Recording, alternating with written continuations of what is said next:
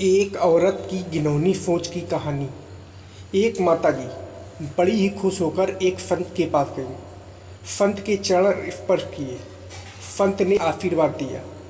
पूछा, माताजी सब कुशल मंगल तो है ना?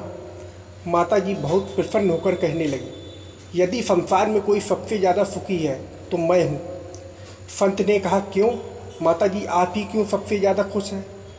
माताजी ने कहा, मेरी 4 लड़कियाँ हैं और उन चारों लड़कियों की शादी हो गई है और वह अपने ससुराल में राज कर रही हैं।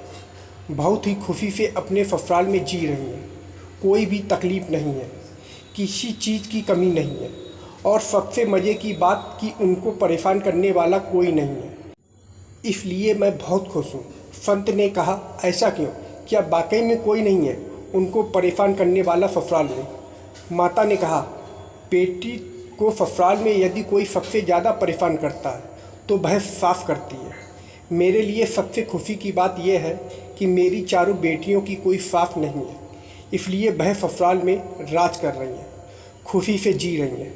संत ने कहा, जब आपको कोई भी परेशानी नहीं है, आप सबसे ज़्यादा खुश हैं, तो फिर हमारे पास आने का क्या मतलब है? संत के पास कोई तब आता है जब वह परेशान होता है।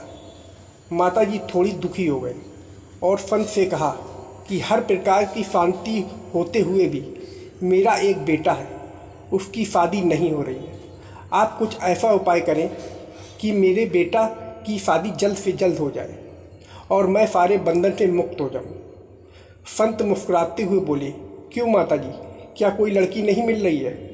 माताजी ने कहा, लड़की तो बहुत मिल रही है, कुंडली भी मिल रही है, सब कुछ मिल रहा है, लेकिन अंत में यह रिश्ता टूट जाता है।